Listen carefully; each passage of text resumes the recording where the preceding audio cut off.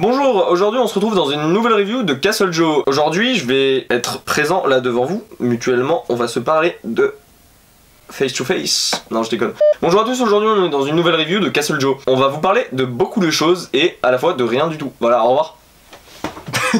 Bonjour à tous, aujourd'hui on se retrouve dans une nouvelle review de Castle Joe. Alors comme vous pouvez le voir je suis présent, donc ça parle d'un film soit remake, soit qui me plaît. Putain, j'ai une raquette. Cette fois-ci,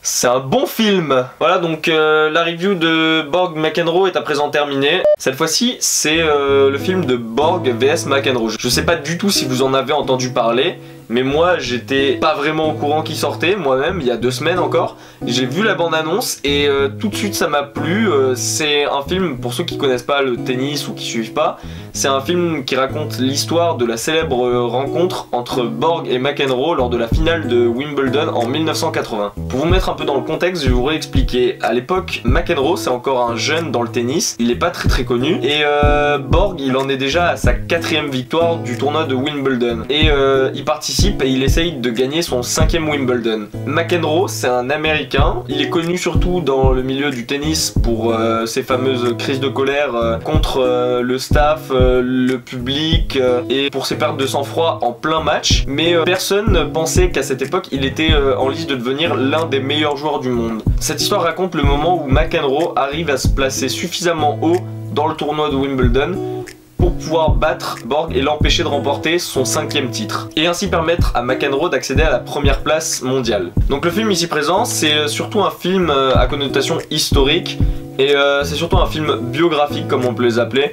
C'est dans la même trempe que un Forrest Gump ou Les Hommes du Président. Ça raconte l'histoire selon des faits historiques et ça essaie de les mettre en valeur pour qu'on arrive à comprendre ce qui se passe, mais pas qu'on se fasse comme dans un documentaire, comme on pourrait s'ennuyer en regardant un documentaire quoi. Les films historiques comme ça, en général c'est ce que j'adore regarder, et du coup c'est pour ça que j'avais très envie de voir celui-là. Le film est tourné à la manière de The Prodigy, si vous l'avez vu, avec Tobey Maguire. C'est que tout au long du film, on va nous montrer les joueurs, comment ils étaient à l'époque, ce qui se passe dans leur tête, pourquoi ils sont devenus comme ça. Ce qui m'a beaucoup plu par rapport à ce film déjà, c'est le choix des acteurs. On a des acteurs qui ressemblent parfaitement au Borg et au McEnroe de l'époque. La ressemblance est frappante, surtout celle pour Borg, j'espère pas écorcher son prénom, Sverrir Gudnason ressemble, mais alors, à 2 gouttes d'eau à lui, mais c'est effrayant. Et même Shia LaBeouf, quand il a son costume et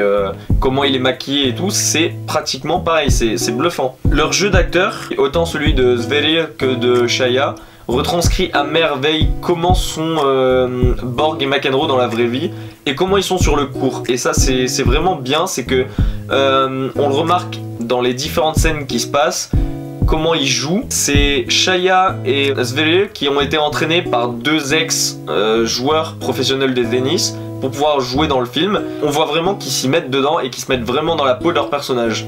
Et ça fait plaisir. Ce que je trouve vraiment bien aussi, c'est que plus qu'un focus simplement sur leur match qui a défini leur carrière, c'est aussi et simplement un match sur toute leur vie.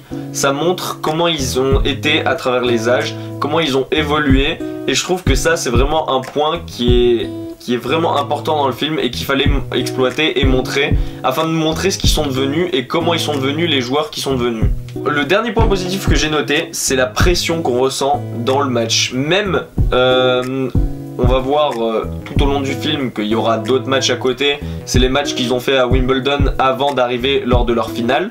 Et on ressent de la pression pour les 2 joueurs. Même moi qui connaissais le résultat d'avance, qui savais qu'ils allaient être en finale, et je vous dirai pas qui c'est qui gagne au cas où vous n'avez pas vu le vrai match de 1980. C'est vraiment toute la pression qu'on ressent tout au long de ce film. On s'y croirait vraiment. Et ça c'est vraiment un point important, surtout pour un film biographique. Côté négatif par contre, je trouve que on a vraiment du mal à accrocher pour le personnage de McEnroe. On s'est focalisé sur le personnage de Borg, qui est très important certes, mais je trouve que au niveau de leur vie, de ce qui s'est passé chez eux étant enfants, au niveau de leur vie, au niveau de leur enfance, je trouve que le personnage de Borg est beaucoup plus exploité que celui de McEnroe, et c'est dommage parce que on se met beaucoup plus dans son personnage, et McEnroe on voit surtout comment il est devenu ce qu'il est maintenant, mais on voit pas trop lui enfant, comment il était sur les cours, ses entraînements et tout, et c'est un peu dommage parce que si c'est un film biographique sur les deux, ça aurait été important de plus développer. Donc vous l'aurez compris, après toute cette review, je vais attribuer une très bonne note à ce film, je vais lui donner la note de 9 sur 10. Je pense que, honnêtement, de façon historique comme biographique, il retranscrit bien leur vie. Et il plaira sûrement aux fans de tennis, ça c'est sûr, parce qu'il m'a plu à moi. Moi ça fait depuis que j'ai 4 ans, donc ça fait 16 ans que je fais du tennis. Et je me devais de le critiquer et d'aller le voir. Et donc j'en suis pas ressorti déçu, et je pense que vraiment pour ceux qui recherchent un film différent des autres, qui change des films d'action ou quoi, je pense qu'il plaira vraiment à beaucoup de gens. Et c'est vraiment dommage qu'on n'ait pas eu beaucoup de pubs dessus ou qu'on n'en ait pas entendu parler. Voilà, donc la review de Borg McEnroe est à présent terminée. Je vous laisse, je vais vous dire à très bientôt dans une prochaine vidéo. Bye bye.